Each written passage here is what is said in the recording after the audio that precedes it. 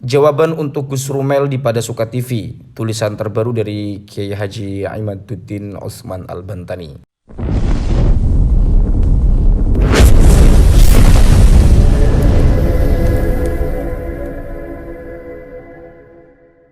Assalamualaikum warahmatullahi wabarakatuh. Ini ada sanggahan dari Kiai Haji Imaduddin Utsman Al-Bantani. Belum saya baca, nanti akan saya baca bareng-bareng begitu ya, dengan kawan-kawan semua di sini.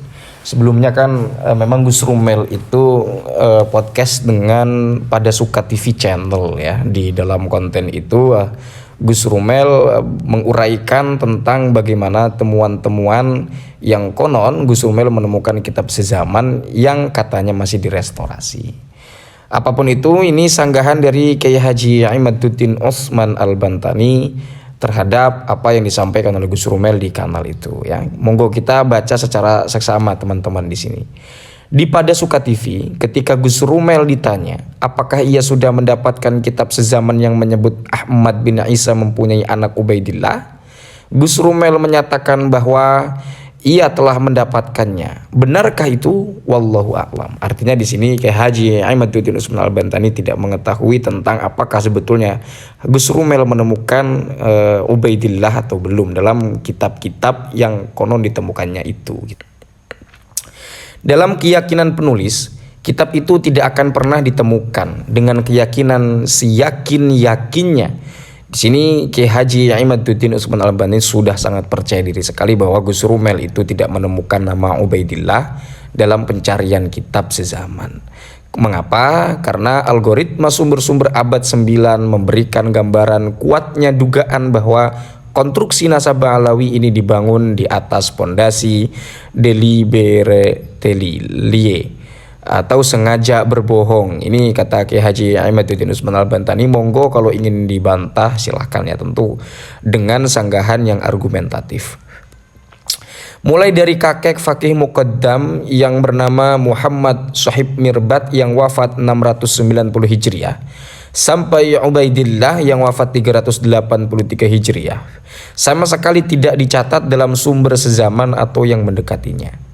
Semua baru dicatat Habib Ali As-Sakron pada akhir abad ke-9. 6 nama fiktif itu adalah Muhammad Shahib Mirbat, Ali Khalil Qasam, Alwi, Muhammad, Alwi, dan Ubaidillah. Awalnya penulis menduga nama fiktif dari silsilah Ba'alawi hanya 4, Alwi, Muhammad, Alwi pertama, dan Ubaidillah. Tetapi setelah dibantu Ustadz Hanif Al-Attas bahwa Ali yang disebut kitab As-Suluk itu bukanlah Ali Khalil Qasam, tetapi Ali cucu fakih muqaddam, maka terbukalah tirai bahwa nama-nama keluarga Ba'alawi yang historis hanyalah dimulai dari Muhammad bin Ali atau fakih muqaddam. Adapun 6 nama setelahnya hanyalah pengambilan nama secara sembarangan untuk menyambungkan dengan Ahmad bin Isa. Kita bisa membuktikannya dengan ditemukannya keterangan dari kitab Al-Kamil Fit Tarikh karya Ibnu Al-Athir, yaitu abad ke-7, kitab sezaman Shahib Mirbat atau Shahib Mirbat ya. Di mana di situ di sini Kiai Haji Imaduddin Utsman Al-Bantani mana tadi? Kita ulang ya coba ya. Kita bisa membuktikannya dengan ditemukannya keterangan dari kitab Al-Kamil Fit Tarikh karya Ibnu Al-Athir abad ke-7 kitab sezaman Shahib Mirbat, bahwa Shahib Mirbat adalah gelar untuk penguasa Mirbat yang bernama Muhammad Al-Akhol ya, Al-Manjawi, yaitu yang wafat 601 Hijriah. Bukan untuk Muhammad bin Ali Ba'alawi, yaitu kakek fakih muqaddam. Penulis menduga kakek fakih muqaddam yang bernama Muhammad itu bukan orang Mirbat dan tidak wafat di Mirbat. Ia entah ada di mana. Namanya pun entah siapa, bisa Muhammad, bisa juga bukan. Jadi kesimpulan penulis, nama Muhammad Shahib Mirbat Ba'alawi dengan sifat yang disebutkan dalam kitab-kitab Ba'alawi sebagai imam dan sebagainya itu adalah fiktif.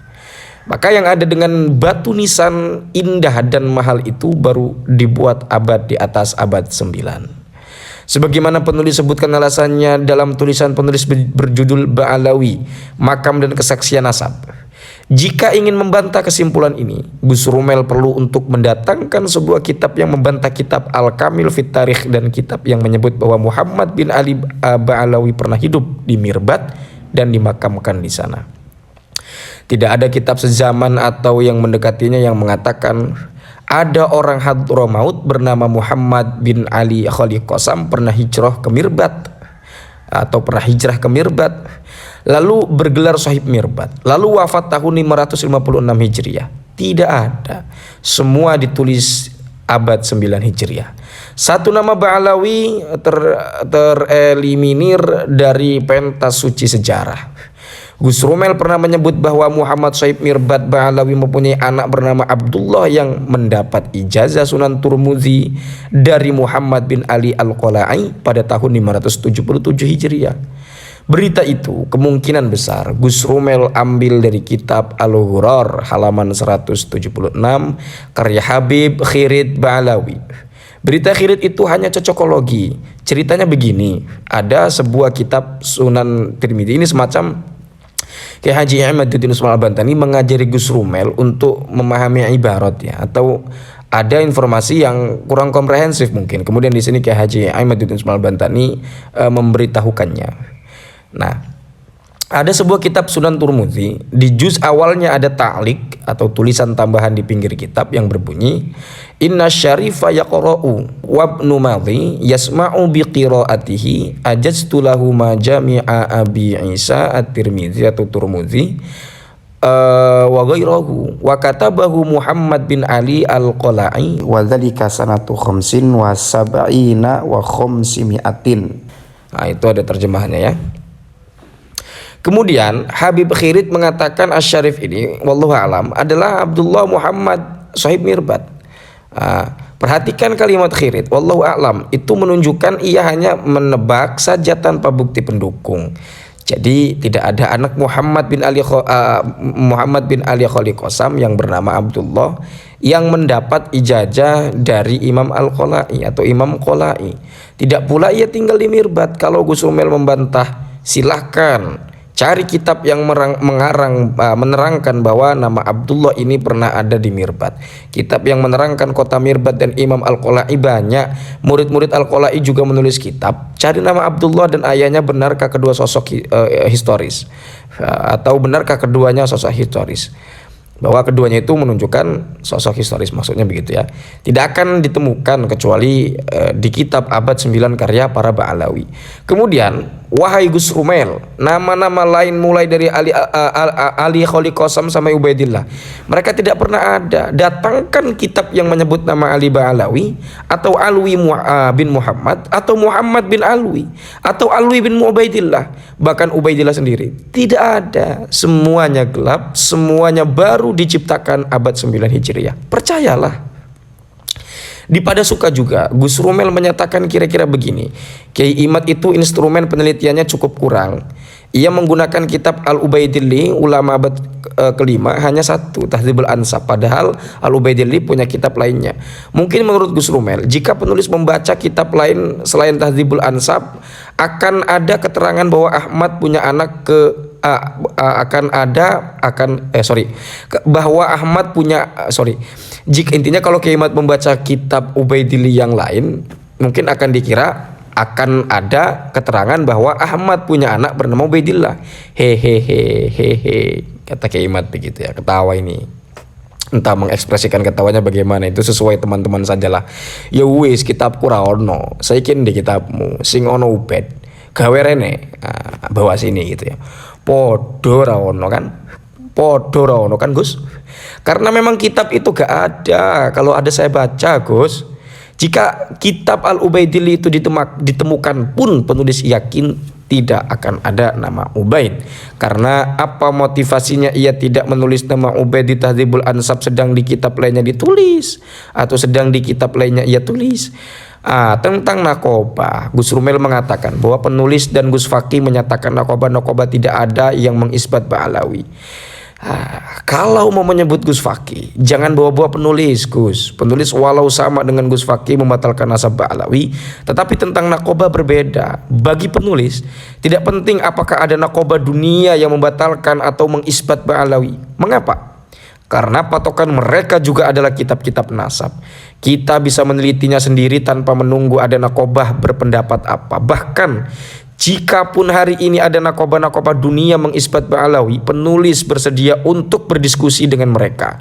Seperti surat terbuka penulis kepada Syekh Mahdi Ar-Raja'i, penulis yakin semua nakoba itu tidak akan mampu menjawab pertanyaan penulis tentang alasan mereka mengisbat Ba'alawi. Mengapa? Karena mereka instrumen jawabannya tidak ada. Ini Kiai Haji Aimaduddin Usman Al-Bantani seolah menantang nakoba dunia yang mengisbat Ba'alawi ya. Apakah bisa diinterpretasikan seperti itu? Monggo teman-teman diinterpretasikan sendiri ya.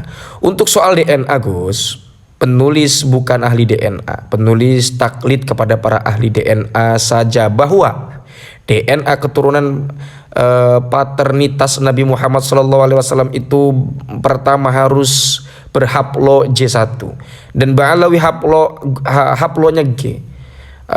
Kama qalu bahwa mustahil seorang keturunan paternitas Nabi haplonya G.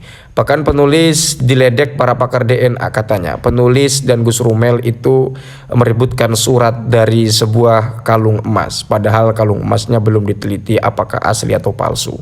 Penulis Aimaduddin Usman Al-Bantani atau Kiai Haji Aimaduddin Usman Al-Bantani. Saya tidak perlu mengurai lagi. Cukup saya bacakan saja dengan sedikit uraian tadi ya. Karena ini tulisannya agak panjang, waktunya pun ini berkaitan dengan durasi ya. Mohon maaf apabila ada kekurangan, ada kesalahan dari yang saya sampaikan. Tapi mudah-mudahan ada manfaatnya walaupun satu huruf. Hadanallahu wa iyyakum ajma'in. Wassalamualaikum warahmatullahi wabarakatuh.